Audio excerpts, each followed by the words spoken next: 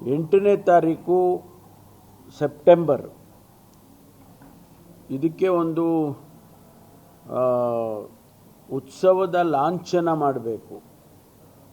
ಅದನ್ನು ನಾವು ಅವತ್ತಿನ ದಿವಸ ಬಿಡುಗಡೆ ಮಾಡಬೇಕು ಅಂತೇಳಿ ಉದ್ದೇಶ ಇಟ್ಕೊಂಡಿದ್ದೀವಿ. ದಸರಾ ಉತ್ಸವದ ಲಾಂಛನ ಕಳೆದ ಬಾರಿನೂ ಕೂಡ ಭಾಳ ಚೆನ್ನಾಗಿ ಬ್ಯೂಟಿಫುಲ್ಲಾಗಿ ಮಾಡಿದ್ದು. ಅದನ್ನೇ ಸ್ವಲ್ಪ ಮಾಡಿಫಿಕೇಷನ್ ಮಾಡಿ ಅದಕ್ಕೆಂದ್ರೆ ಅವಸರದಲ್ಲಿ ಮಾಡಿದ್ದು ಫಸ್ಟ್ ಟೈಮ್.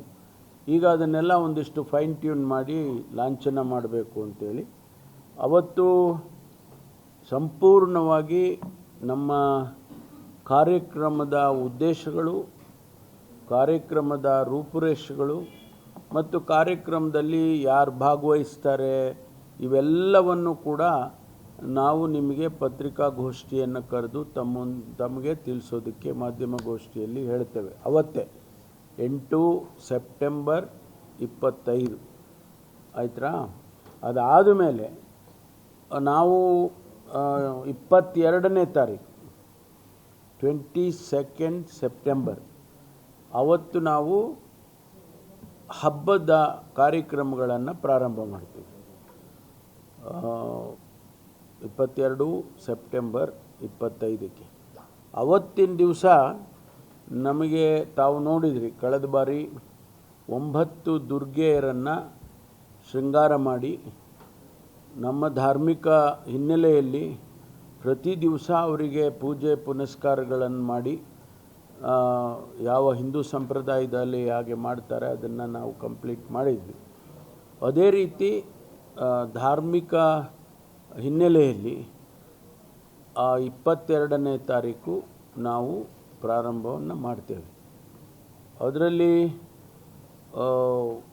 ನಮ್ಮ ಏನು ಪೂಜೆಗಳು ಹವನಗಳು ಇವೆಲ್ಲ ಏನಿರ್ತದೆ ಅದನ್ನೆಲ್ಲ ವ್ಯವಸ್ಥಿತವಾಗಿ ನಾವು ಮಾಡ್ತಕ್ಕಂಥ ಕೆಲಸವನ್ನು 22 ಸೆಪ್ಟೆಂಬರಿಗೆ ಮಾಡ್ತೀವಿ. ಅವತ್ತು ಬೆಳಿಗ್ಗೆ ಕಾರ್ಯಕ್ರಮ, ಸಂಜೆಗೆ ಸಾಂಸ್ಕೃತಿಕ ಕಾರ್ಯಕ್ರಮಗಳಿರ್ತವೆ. ಅದಕ್ಕೆ ಬೇಕಾದಂಥ ವ್ಯವಸ್ಥೆಯನ್ನು ಕೂಡ ಎಲ್ಲ ಮಾಡಿರ್ತೇವೆ. ಅದೆಲ್ಲ ಅವತ್ತು ನಾವು ತಮಗೆ ತಿಳಿಸ್ತೇವೆ.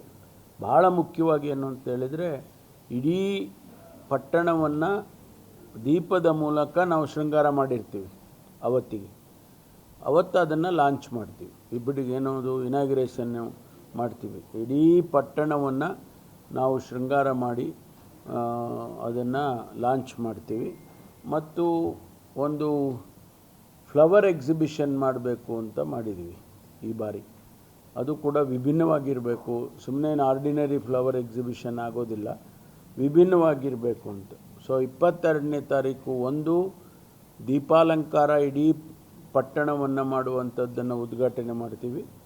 ಆಮೇಲೆ ಫಲಪುಷ್ಪ ಪ್ರದರ್ಶನವನ್ನು ಕೂಡ ನಾವು ಅದರಲ್ಲಿ ಮಾಡೋದಕ್ಕೆ 22ನೇ ತಾರೀಕು ಮಾಡ್ತೀವಿ.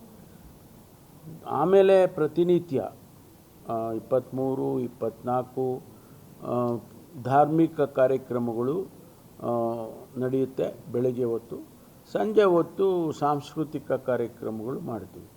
ಇಡೀ ನಮ್ಮ ಜಿಲ್ಲೆಯಲ್ಲಿರ್ತಕ್ಕಂಥ ಶಾಲಾ ಮಕ್ಕಳಿರ್ಬೋದು ಅಥವಾ ಆರ್ಟಿಸ್ಟ್ಗಳು, ನಮ್ಮಲ್ಲಿ ಭಾಳ ತಾಲೂಕಿನಲ್ಲೂ ಬೇರೆ ಬೇರೆ ರೀತಿಯಲ್ಲಿ ಆರ್ಟಿಸ್ಟ್ಗಳಿದ್ದಾರೆ.